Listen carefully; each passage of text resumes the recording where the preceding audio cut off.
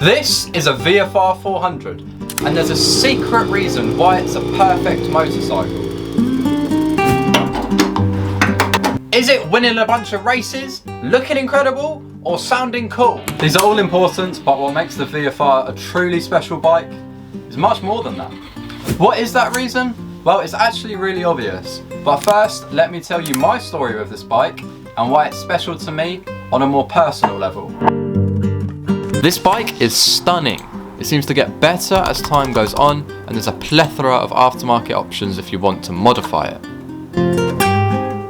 But why is it special to me? And what's the secret reason that makes this old hag perfect? Well, I was just 14 years old when I first laid my eyes on this bike, yearning to be of legal age to ride my little Aprilia RS50 on the open road and experience motorcycles at the bars for the first time.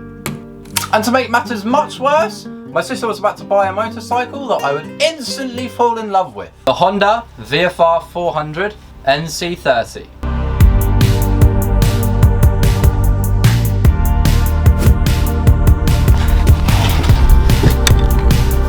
At the time, I knew absolutely nothing about motorcycles, but little did I know, this one bike would teach me everything I need to know. Back then, prices were a lot cheaper than they are now, and she managed to pick up a pristine example with low mileage for just £1,000. Like I messed up my handshake. A price that you just don't see nowadays. With many pennies left in the bank, we got to modifying it straight away. New fairings, new exhaust. We have no self-control. Ever since she bought the bike, I gazed at it every day and genuinely dreamt I would own one day. But I really didn't think I would. Once a year, I'd pull it out of its winter hibernation to give it the attention, getting it ready for the summer months to come.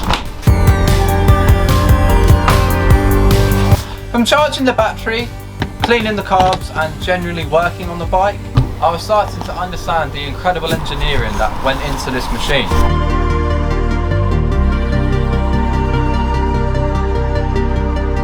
And then at 17, I was handed the keys. A little surprise to calm my nerves before my driving test. And after the insane speed and the intoxicating noises, I just knew no matter what, I had to get one.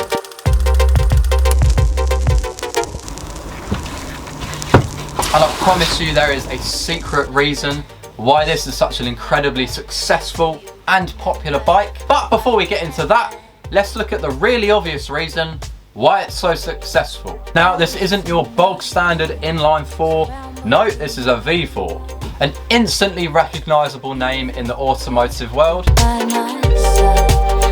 The VFR's water-cooled DOHC V4 engine produces just short of 60 brake horsepower, which doesn't seem like a lot, but back then it was pretty good.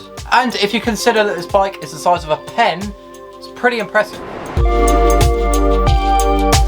It's deceptively quick and safely revs to 14,500 RPM, seeing a top speed of 120 miles per hour and a respectable 0 to 62 in just 5 seconds. The VFR400 also produces a notable whine when the engine is running due to the cams being driven by straight cut gears as opposed to chains or belts. This paired with Honda's incredible reliability, well, a perfect engine was born.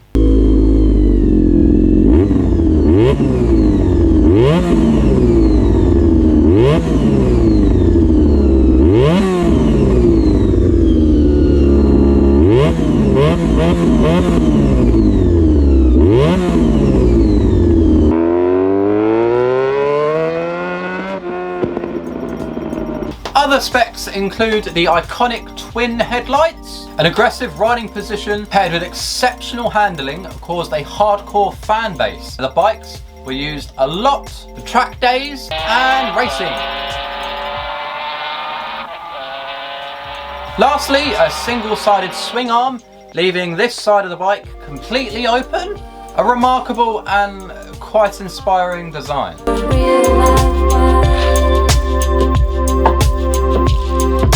Nowadays there's plenty of 400cc options to pick from due to the stupid licensing laws, and of course a plethora of 600cc bikes to choose from. To name a few, there's the KTM RC390, quite like the look of that one, would really like to ride it. The Ninja 400, and of course at 600cc, the CBR 600, and of course the infamous R6.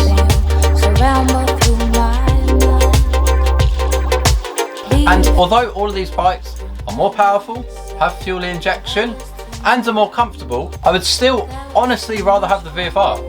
And it's down to this secret reason. For me, this bike is perfect because it's different. It keeps me guessing and occasionally makes me want to jump off a bridge.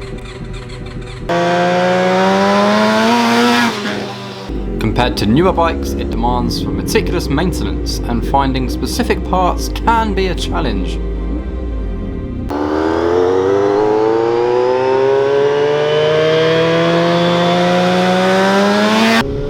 And the carbs?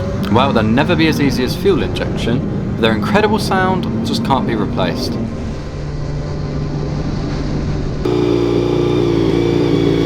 At times, this bike feels like a fantastically flawed, over-engineered test of patience. And ironically, it's within these moments of frustration that the charm of the VFR400 truly shines.